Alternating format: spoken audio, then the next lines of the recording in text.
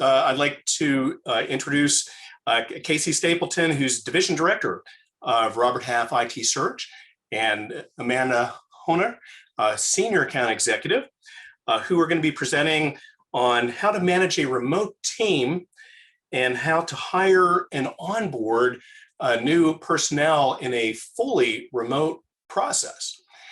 So Casey and Amanda, here's a warm Central Florida welcome. Thank you so much for joining us today. We're looking forward to your presentation.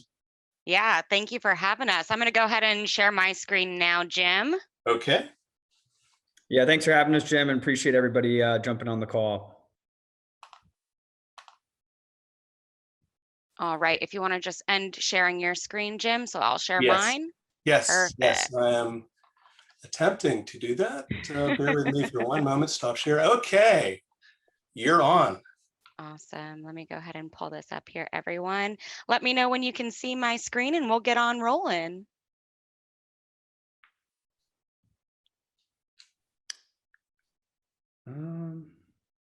It's up. Yep, it's up. Beautiful. So yeah, thanks everyone for joining the call today. As you know all too well, the idea of managing and hiring a team looks a little bit different nowadays working in a remote world. So we love to go ahead and dive on into that. So first want to go ahead and dive into just some introductions about ourselves. My name is Amanda Kelly Honor. I go by Amanda Kelly or AK. I'm the Senior Account Executive with Robert Half Technology here in Orlando and Central Florida.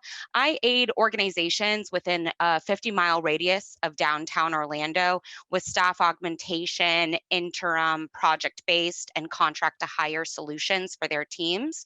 I'm a blended environment, so I work not only on the infrastructure side, but also in software, project management, business intelligence, etc. So Casey? Yep, thanks, Amanda. So my name is Casey Stapleton. I am the Division Director of Robert Half Technology IT Search.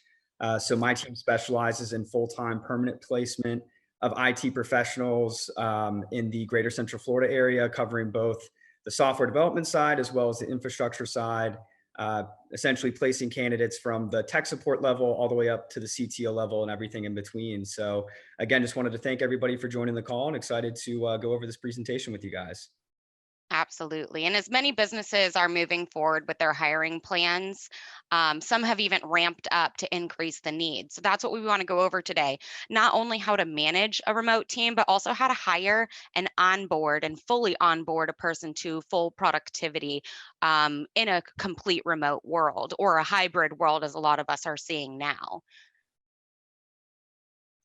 So first, we're going to be covering managing a remote staff. We're going to be focusing on how to manage your existing teams or teams. And the elements we'll be covering today is communication, understanding, empathy, structure, resourcefulness, and transparency.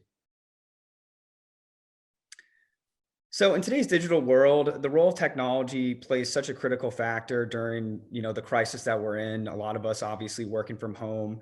And the ability to embrace technology has been a key part of leading effectively during these challenging times. No matter which tools your teams use, everyone needs to be on the same page about how these systems work and why they're being used. So leaning on some of the more tech savvy employees to, lead the charge in that sense. For us personally, Amanda is definitely the more tech savvy of the two of us. So, I definitely rely on her for a lot of things, in regards to, specific technical aspects, whether that's, Zoom, Teams, email blasts, things like that. Amanda's my go-to. And keeping channels of communication open with your colleagues is obviously very critical, where a lot of us are being dispersed in different locations. Definitely let those folks kind of handle that and delegate, with your team members. No amount of communication is too much. Communicating effectively is always a key in business. Pre-COVID, if we were in, the typical office setting, if, things were to occur, we could scream over, to somebody at the other desk and let them know what's going on. But, we're not obviously in the same physical locations, or at least a lot of us aren't anymore. So communicating is so crucial. There's no amount of too much communication. The better you're able to develop communication links and use them, the better you'll be able to support your people through these stressful times. So we suggest that you should be conducting frequent calls, both group and one-on-one. With your scattered employees to share the latest company information, we suggest that you should interact with your team 2 to 3 times more often than you would in an office. People need to feel like they're knowing what's going on. And without these meetings and check-ins, productivity and morale quickly can wane as employees start to feel isolated. And, we think you should also include information on what other teams and the businesses are doing. It's much harder for employees to keep abreast of important projects they're not directly involved in when large group meetings are not possible. So to make sure you keep these calls on schedule as much as you can, it provides much needed feeling of certainty for your staff. And if they know what's going on, both formal and casual, they'll, be up to speed and whatnot. And we suggest keeping those calls as brief as possible, to keep, productivity still up, but also keeping that open communication is so crucial during these times. Video is your new best friend. Obviously we're on a Zoom call right now. For us personally, we have been utilizing Teams. I probably have anywhere from 3 to 7 Teams calls a day with, my team members. And it just allows us to kind of keep everything fresh. We're able to communicate, update each other on what's going on. I know a lot of organizations are using these, different WebEx forums such as, Zoom, Teams, or Skype. But also being sensitive. Not everybody loves using video, so allow people, for some of the more informal meetings to opt out and just do audio only. And for productivity, make sure your employees know how to share their screens for sharing reports and other visual aids during video or audio calls. So recognize that technology is a helper and a tool, but not a cure-all. It's up to the leaders of every business to serve as the glue that holds the team together during these stressful times. And it's more important now more than ever as such, since the workforce is so dispersed nowadays with everybody being in certain locations. Your team needs a guiding light, and obviously being in a management seat, it's up to you to kind of guide them and show them what's next and what's going on in certain projects and deadlines and things like that. While managing a team remotely, it can be difficult to notice if workers have concerns or are worried or frustrated. This makes your tone of the message especially important. Being open and authentic goes a long way towards easing worriness and frustrations, as does being upbeat. Your employees follow your lead, so if you have a can-do attitude, that can be infectious. Honesty and transparency are also vital, especially with potentially unpleasant developments. As a manager, you may not be able to share everything with your team, but giving them as much as possible fosters trust and can mitigate the hit to morale that bad news makes. Some may not realize it now, but people are fortunate to have their jobs go on during this crisis. It not only keeps food on the table, but it gives them an outlet for interacting through virtually with other people every day. This brings a sense of normalcy to a very stressful time. But remember, ultimately, life comes before work. A leader's role in holding the group together extends to employees' personal and human needs. We're all challenged during this time to ward off these low spirit isolations can bring through everybody's faces during challenges, and that reacts to them differently. You can help them in that regard. Daily video chats aren't just for business. Quick, maybe 15-minute check-in calls about non-work matters on a daily basis or something staff are likely to look forward to. I know personally, we'll have calls where, we'll shut off our videos and, do it over our mobile devices and go on a walk and talk about things that aren't, specifically related to work. I feel that this allows people to kind of step away for a little bit, recharge the batteries, and, keeping everybody entertained and keeping that team cohesion, especially with people getting cabin fever, being stuck in their, homes or apartments, catching up on just things other than work-related items can be so crucial to keeping morale high. Yeah, and I want to chime in on that, Casey. Robert Half, actually, we conduct different reports and statistics based on the clients that we work with nationwide. And during our demand for skilled talent report that was released for the month of March, companies' view of the new normal following the pandemic showcases that 46% of senior managers expect a hybrid of a remote and in-office workforce. 34% actually anticipate a fully remote workforce. So these trends aren't going to change overnight. They're here to stay a while. And we, of course, were all thrown into this environment very suddenly and had to learn on the fly. But now we're seeing that these trends are here to stay. Absolutely. So offer generous flexibility. This is not a time for cookie cutter rules. Recognize that everyone's situation is different. Some people, might live alone or have children they need to take care of. So just understanding that everybody is unique and going through their own situation and being flexible is obviously very important during, these challenging times of COVID. But obviously the work still needs to get done. Reprioritizing projects or even restating and reinforcing current priorities can give your team a shared sense of purpose and help them move more smoothly and confidently through the next weeks and possibly months. With everyone in the department working remotely, it's also essential to clearly communicate who the project managers are for every task and initiative. Even when co-located, it's very easy for team subgroups to run off on their own direction, but this is not a time for the right hand not to know what the left hand is doing. There can be only one person in charge for each initiative, and you should make every attempt to ensure that no part of any project can proceed without input from the project manager. Compassion and positivity are not only important to your coworkers, they're important to your customers. Remind your team of this and their interactions with clients and customers. COVID-19 is affecting people differently. They're reacting differently. Encourage your employees to be sensitive while they continue to help customers with their needs. And many of these same tools you use internally might also be those your clients use also. Your staff can conduct virtual meetings with them. Also, they can use technology to improve customer relations or workflows that enhance the customer's experience they wouldn't have had before. I know for us personally, we always try to set video calls with our clients to, make sure we're servicing them as best to our abilities and, really just increasing the, personal footprint and, making sure that we're, doing everything we can to help them out, whatever, situation they might need our assistance.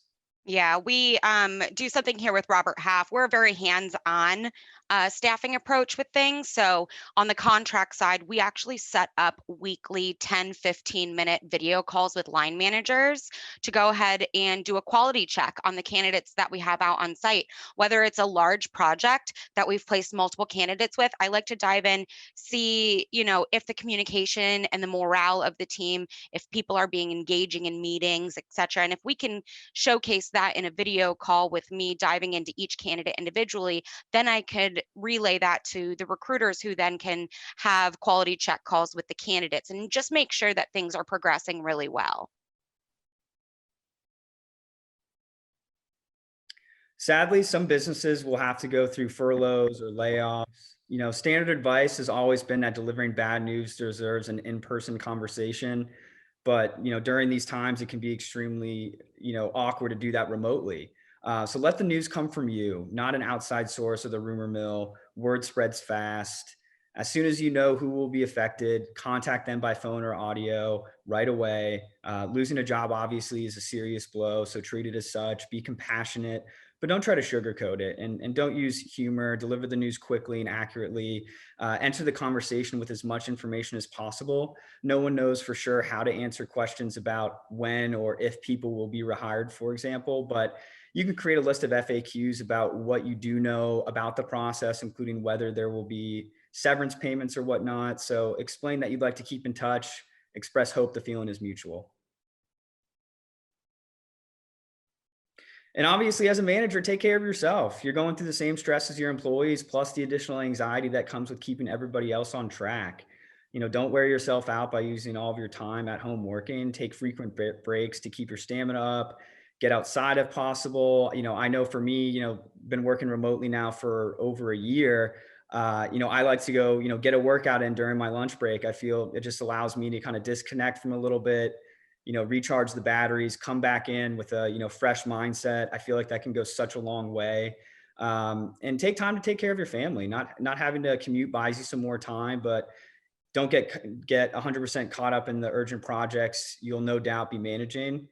Don't be a manager whose family members see them as someone who never leaves the home office. If you're irritable, impatient, or inflexible, this attitude trickles down to your team and projects, more likely to go AWire. Keeping yourself well equals keeping your team well. Absolutely. Thank you so much, Casey, for going over managing in a remote workforce environment. I want to go ahead and dive into hiring remotely. A lot of my clients and people that I've spoken to over the past year have a mindset of, oh, there's so many candidates in the market because so many people went through furloughs. It's actually become a little bit different. As of March 2021, the general unemployment rate is 6.0, with IT positions being even lower than that. Percentiles, network computer systems admins sit at about 1%, network and cloud architects 1.5%, help desk 2.9%. So IT has such a lower unemployment rate than the general population right now. And it's because that aspect of clients and organizations being able to hire 100% remotely. So not only are you competing for local candidates, those candidates are applying to positions in Mountain Time over in California and New York. So we just have to figure out how to hire remotely and still be able to maintain the candidates in this process. It may seem odd talking about it right now, but we do this on a daily basis and we help clients in the area. So I'd love to go ahead and dive into that right now. So some companies during 2020 experienced growth by adding new employees. Those companies include healthcare, farming, media, banks. They're companies that were deemed essential, state and local governments, but also some organizations were forced to go ahead and reshore some of their offshore business functions back into the United States. Projects actually contributing to resiliency.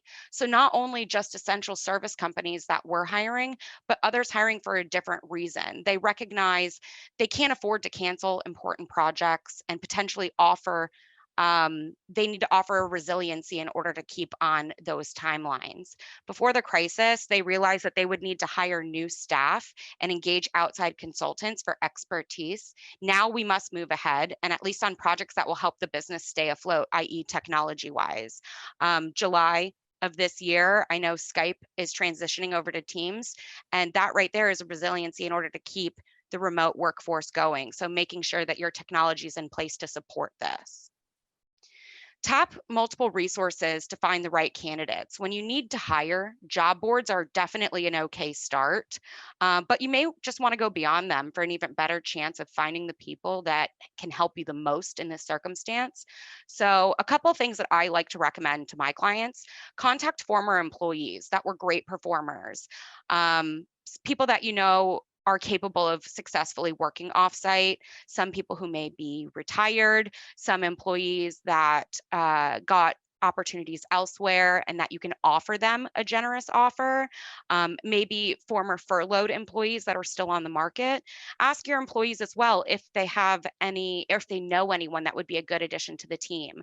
If you engage your team to go ahead and pass in referrals, it could build internal morale as well. In addition to that, I'll state the obvious: hire remote interim staff for skills that aren't needed on a year-round basis, or just to step in for employees who've either fallen ill or out on leave. Interim staff can help work remotely, is a really good supplement to your full-time hiring efforts.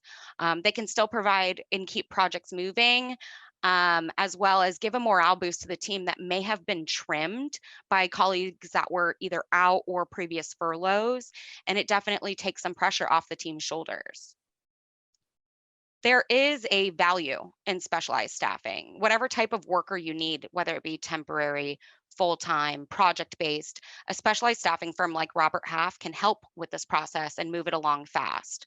So staffing professionals who are already well-versed in hiring remotely, we can help you navigate the process. We here at Robert Half actually have a pool of candidates that have been pre-evaluated for hundreds of roles in virtually any industry.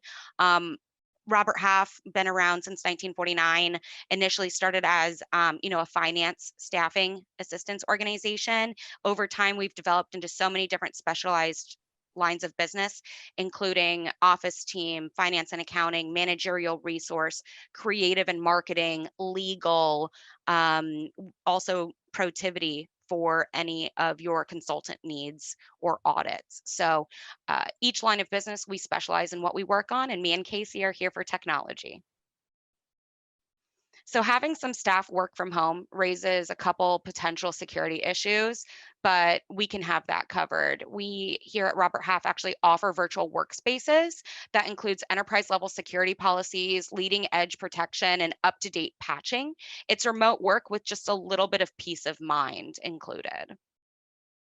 What I love to do is conducting remote interviews. Not only does it speed up the process because most of the candidates that you speak with are going to have a few different offers on the table at one time, they're going to be entertaining things elsewhere. If you have to plan for an on-site or face-to-face meeting, that takes a little bit of time and, planning. So if we can conduct remote interviews, we're able to jump on a call in 30 minutes time, or even do a few panels back to back based on everyone's availability. Not only will new employees have to work from home initially anyway, but this will allow you to go ahead and do the interview process at home as well. A few tips for conducting remote interviews. Definitely do not try to wing it. Figure out the details ahead of time. Who's going to be on the call, what platform you're going to be using for this, as well as give the interviewee all of the names and titles of other people that will be joining. Sometimes I like to send an email with everyone's individual LinkedIn. That way they have a little bit of an idea of who they're speaking with. They can try to see if there's any commonalities between individuals, and prepare your technology to avoid glitches. That one's very important. So like Casey and I did yesterday, we use Teams internally. So for today's Zoom, we actually built a Zoom conference call and just made sure I had everything that I need in order to be able to share my screen properly, audio was working, etc. Always have a backup plan. Make sure you're prepared prior to the interviews, that you have the candidate's email, phone number. You can easily connect. Say, for example, if the conferencing app suddenly is failing or is being glitchy in the middle of it, minimize distractions as well. Switch off any of your IM alerts that may come in and take over the audio in your call. Make sure you also know that other people on the team that you are conducting these interviews, so that way they don't try to call you with an issue on the floor. In addition to discussing the position itself with your applicants, assess their experience during the interview and ask questions that would be beneficial to working remotely. So see if they're reasonably tech savvy, introduced or even used to taking on initiatives on projects as a lead. See, in what examples they could be good problem solvers, expert and frequent communicators. Tell me about a time that you succeeded in XYZ. Some of those interview questions will open it up to a little bit of soft skills that wouldn't be necessarily listed on a resume. Evaluating a candidate's fit with your company culture is never easy in a short conference call, but your chances are higher if you meet them in person or at your company location. Not only can you observe their body behavior and language, but you can also ask others who came in contact with them what their thoughts are. It's definitely a little bit more difficult doing remote interviews, but it still can be done. So get at least an overall sense of the person's behavior and personality while you're going over these. Some ways that I like to recommend, and I share these with my clients that I work with, go over your company's mission statement and what that means to you and why you work with that company. What drives you to be a professional and keep learning new things? Ask candidates what management styles that they thrive under. Talk about how you prepare work with your colleagues? How do you disagree with your colleagues? Who are you difficult to get along with? So all of these questions, we'll just go ahead and open it up and see if they're going to be a right fit, whether in a hybrid work environment or on site in the near future or 100% remote. Another reason for conducting a video interview rather than just audio is you can judge the technology and the bandwidth of the candidate's equipment. You can also ask them directly. Definitely don't shy away from just asking, what does your at-home setup look like? Do you have a headset? What's your modem speed? These are definitely questions that I would say bring up in an interview just in case you can't get any personal company equipment out there soon enough. So whether your new remote hires are temporary or full-time, just make sure you bring them in on the fold. Otherwise, you risk them feeling isolated, being unsure who to contact. Different problems will always arise. So just make sure that you bring them on effectively. Here are some best onboarding for offsite workers. Make sure they're set up before day one. So get all the technical aspects, email, internet, other credentials taken care of before their first day. So that way they'll know where to reference their email. They'll know when they have their first meeting on day one. If they're using their own equipment, make sure you send them how to access your systems and your servers securely. And give them a really enthusiastic welcome. Set up a video conference, introduce them to new staff, current employees, do a quick little icebreaker. Like if you could eat only one junk food for the rest of your life, what would it be? Mine are hot fries or peppercini kettle chips. I know, very weird, but we just had this. We do an icebreaker every Monday during our meetings just to get back in the groove of things after a long weekend. But if you touch on work-related and non-work-related topics, it'll help them to get to know everyone and vice versa. I always say for any new hire, give them a go-to contact, not a direct manager, just someone that they can pair with as a work buddy. So working offsite can be super isolating, especially for new employees who aren't familiar with names or an organizational chart. So consider partnering them with another employee, just more of like a mentorship, and not more of like a formal on-the-job training. The other thing I would say is create an online guide, an online manual. A buddy might not be able to answer all of those questions, HR wise. So now is an excellent time to put together a company technology and resource guide to make sure it's available digitally for all new hires. This could include schedules, links, important files, and so on. One of the stats that I really like to reference is in productivity with new hires. Month one, you're only looking for any new hire at about functioning 25% of their max productivity. Between weeks 5 and 23, a new employee is probably working at about 50%. Between weeks 13 to 20, 75%, and around month 5, 100% productivity. So in this period, we should be focusing on internal training and onboarding to make sure that in a remote world, we're still being as productive as we can. Another thing, just be available to new team members. Be conscious of them being in a new environment themselves. Your new workers need your help more than ever. There is always going to be a sense of isolation to a new team, but giving them a little bit of attention on their work assignments also helps them become part of the team. Obviously, the introduction on day one, make sure that you're utilizing your video conferencing meetings like Skype, Zoom, Teams, etc., and make sure they feel comfortable coming to you for help. They need to know who you are. They need to know who the rest of the team is. They need to know who to reach out to if they ever needed anything. And if this last year has taught us anything, my go-to word has been pivot, referencing friends, but we all have to adapt. This is just part of the new world that we have to get used to, at least for a while. I know a lot of us have transitioned to more of a hybrid environment. So, in office gatherings, meetings, it's a little bit difficult to build camaraderie, but hiring takes on a very different look for businesses nowadays. So even so, take some of these skills with you, and always, if you need anything interim or direct hire, you know where to reach Casey and I. So we'll be happy to answer any questions you have. I actually wanted to ask a quick question to anyone that has any tips and tricks that you've been successful with. Has anyone on the call implemented a fun tactic to get people involved? Well, I don't know if it's a fun tactic, but my team and I, we have coffee time.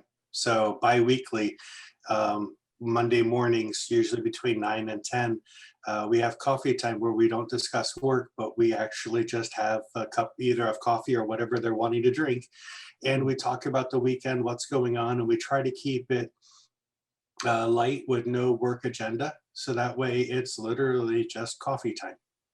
And I love that, Joe. Thanks so much. Anyone else have any fun tips or tricks or, a new strategy that you've implemented since having to transition to a remote workforce? This is Sue. We do some of the same sort of things. We since we can't pull everybody off at the same time because we're in a service desk call center area, I do little virtual coffee sessions and have everybody get on the video, and it's only like 4 or 5 people, and just each month mix them up with different people. And we also have a monthly staff meeting. Of course, we have to do the same, split those up, but we do it that way to keep them talking a little bit. And we also use Slack, and we have Slack channels for our departments and for our team that helps. That's great. One of my clients, and this one's always stuck with me that I always like to reference, one of my clients actually initiated, and they have a weekly hour-long stand-up call just to go over the timeline of some things and projects that are going on within the management team.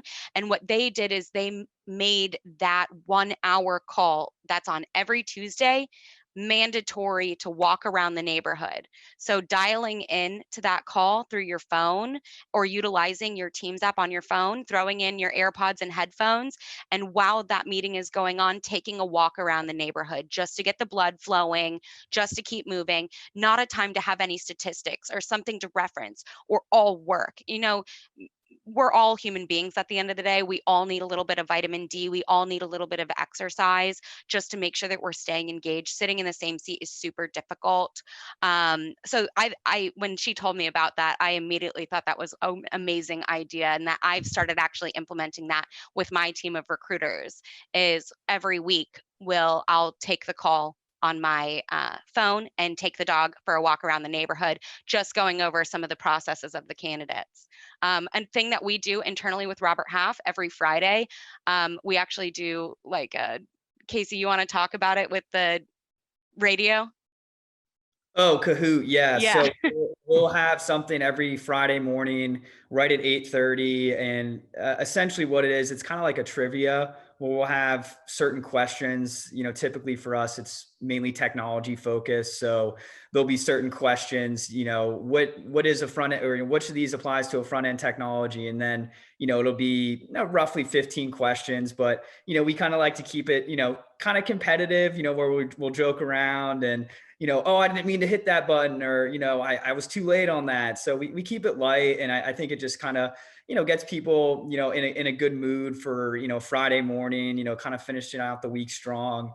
I definitely look forward to doing that. I think it's great to every week there's a new topic. So sometimes we'll do fast food. So every 4th or 5th question, we'll do a fast food trivia or Britney Spears trivia question, and we'll just throw it in there. So every week it keeps it interesting. It keeps it fun. And it's something quick. It takes about 15-20 minutes to get through it. Follow it up with some updates, weekly updates, some goals for the next week that everyone should be ready and planned for. So just a couple things just to switch it up sometimes. These are all great ideas. Thank you so much for sharing. Of course. Did anyone have any questions that we can help answer? Honestly, so excited to be able to, partner today and present.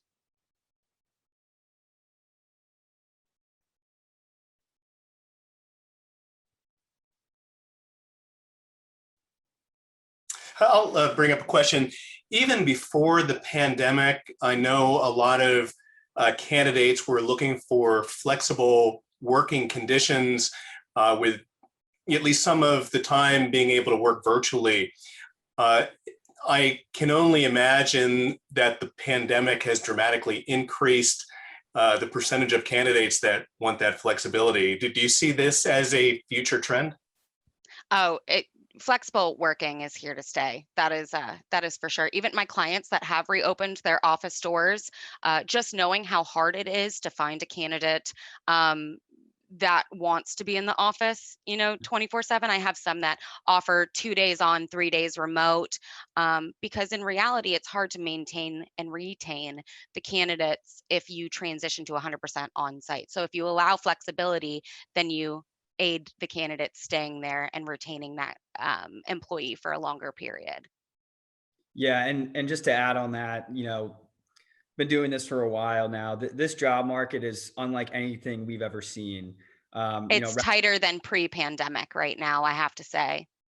With so many companies, out of state, they're reaching out to candidates, and it's so hard to compete nowadays with organizations offering full remote with even potentially higher salaries. We used our demand for skilled talent. It took a poll. It says 96% of business leaders find it challenging to find skilled, talented individuals for specific skill sets. And with the whole COVID situation, it's just making it harder. So yeah, Orlando sits at about 1% of the national average in regards to salaries. So when you have to compete with the San Franciscos, the Bostons, the Atlantas that sit upwards of 23, 35, 42 in San Francisco % of the national average, it's really hard to compete with that are offering 100% remote, but with the salaries that are based in those states. I understand. Thank you. Absolutely. Any other questions? So mine was along those lines for Amanda and Casey. So have you guys noticed that, and I think Casey, you just mentioned it, have you noticed that a lot of folks are now branching out from their county of origin to even out-of-state workers, where before the pandemic, it wasn't even like a consideration of looking that far away? I mean, it's got to be a challenge now, because not only the time zone's different, but geographically placing people can be a downfall too, because if they take a job on the lower side, like the Orlando area, but they live in the higher metropolitan areas, I mean, that's got to be a consideration too. Yeah, absolutely. I mean, I feel there's so many factors that can conflict with this, whether that's, hiring somebody up in New York for a role in Orlando. Obviously the standard of living is higher in New York City than Orlando. So there can be obviously, situations where you might be hesitant to bring somebody on board that's out of state. But I think at the end of the day, organizations just want people that want to work at their companies, that, want to be a part of, a growing organization. So I think just the overall flexibility that working from home can offer, I think a lot of companies that aren't adopting that are going to fall behind. Yeah. Organizations that allow people to essentially work, wherever, I think are going to be, set up for more long-term success than organizations that are kind of stuck in their old ways, where, we're in a digital world. The world is changing, and if you don't change, I think you're going to be falling behind. And I'm not sure if Amanda wants to add anything else on that as No, well. I'll just chime in with what I see, especially in the staff augmentation side of things. A lot of companies, yeah, they want to have someone local. They want to have someone that's reachable to fill their seats. But taking an interim staffing approach and utilizing candidates that might not be local is a great solution. I have one of my clients here in Central Florida that is building out their business intelligence department. That's not an easy task to do. And business intelligence currently sits at like 0.6 unemployment. So it's not going to be easy to throw a rock and hit someone who has Power BI and Tableau on their resume. Exactly. So the best thing that we can do is open it up for interim staffing solutions. Let's find nationwide candidates to go ahead and get the project initiatives running while we continue to source for a local full-time employee option. So if we can fill the gap with nationwide candidates and be able to find candidates who are readily available on a contract perspective, it definitely aids organizations with their timelines. And as well as over time, it helps with budgets, because the longer that the seat stays open, the worse off, your projects and timelines are looking. We have approved budgets for only so much amount of time. And without someone actively working in that seat, that timeline gets extended. Yes, no, I agree. But I just hope that as we, I guess I would say, as we grow as an industry past the pandemic and we look at the digital age as a standard that we can all adopt, I think that that's going to be something to really hit home about. A lot of organizations have those old rules in place where they only hire within their community or their county, and they have rules that say, they don't accept work from outside of the states or just on US soil. So that, I think that that's going to change over time. It's going to be an interesting shift in some of the industries. Yeah, and that mindset, Joe, right there. My question to my clients or individuals that reach out to us for assistance, my first question all the time when that is a stipulation is, so how long has this position been opened? Yeah. And if I ask that question and they provide an answer of, it's just been a week, I'm like, okay, I can see what I can do, but you'll see it's not going to happen overnight. I think just being realistic with this hiring trends in the workforce right now is the best thing that I can do. It sucks when someone comes to me with, strict outlines of what they're looking for in a team, and I have to be the one that break the news saying that's not possible. Yeah. Most of the time, at the end of the day, I only get paid from my clients when they hire someone. So the process of being able to train them on the industry and share some of the working knowledge that I have, at the end of the day, I'm just a psychiatrist to most of my the hiring managers and the leaders that I work with on a daily basis. I'll get a cell phone call like, hey, what are you seeing about XYZ in the marketplace right now? How possible is it to find 5 PC technicians within 24 hours? And I have to be the one that breaks the news to them. But at the end of the day, it's that trust that they see with me. I'm not going to BS, a hiring manager and someone that I am building a relationship with. I'm going to be honest, and I'm going to be able to supply the best answer that I can. Oh, no doubt. And I actually have not heard that term before used in this way as a psychiatrist, but thinking on all the interactions that I've had with others like yourself, I can definitely see how that fits. We're here to help. Thank you both. Does anybody else have any other questions? Yes, I would say that one of the major benefits of the amazing amount of digital transformations that organizations have done in response to the global pandemic is that it has greatly increased their access and pool of talented resources that they can source to add value to their organization, to their teams. And another major learning has been by employers realizing that their personnel can be just as productive and sometimes even more productive in a virtual environment. And of course, it depends on specifically what those responsibilities are. But I see a lot of benefits coming out of the challenging situation, and it's very encouraging to see the economy continuing to improve, and there are a lot of promising signs. Yeah, and just to mirror that, Jim, working remotely, one of the reports that Robert Half released for the demand for skilled talent actually states that 68% of professionals who transition to a remote setup said they actually work on weekends, and 45% more often log log more than 8 hours a day, because it does allow for that flexibility. So if they do, need to run to CVS or take, their child to the doctor or anything, being able to have your home set up allows you to put more work in at the end of the day. So just allowing for that flexibility, even outside of the typical, 7 to 5, understanding if there's a queue that needs to be maintained, you need to be on. But if we just allow for a little bit of that flexibility, then the productivity of the team will rise.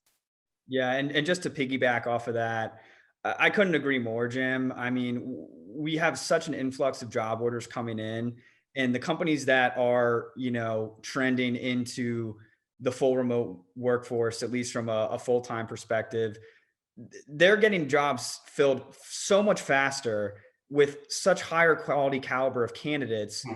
Because like you said, the pool is so much larger. And, I have a lot of clients that I work with that, are a lot more old school, where they're not going to consider, remote work. And I always question, if you hire somebody, you're not going to trust them to get the work done at home. Why would you hire that person? So I think it goes a long way, with allowing you to fill the seat quicker, having more candidates to interview. I mean, in my opinion, it's a no-brainer. And I hope obviously a lot more organizations at least give that flexibility, to allow people that maybe weren't ever in Orlando to work in Orlando for an Orlando company. So couldn't agree more. Yeah, it opens it up to trust as well. So as a line manager, as a supervisor, if you showcase human interaction with your team in a remote workforce, they're going to mirror that back to you. So make sure that you are staying engaged with everyone. Make sure that you do, maintain the video calls on a daily basis. And then the trust will go both ways. Very valuable food for thought. Any other questions before we wrap up? Okay, I don't see any in chat. Thank you so much, Casey and Amanda, for your invaluable insights and great tips and tricks for the team building and bringing people together and keeping everybody motivated on the same page. I like the cup of Joe with Joe and Sue mentioned that, and the coffee time seems like a great solution to implement. And thank you so much. Again, I will post the presentation on our hdicfl.com website well before noon tomorrow.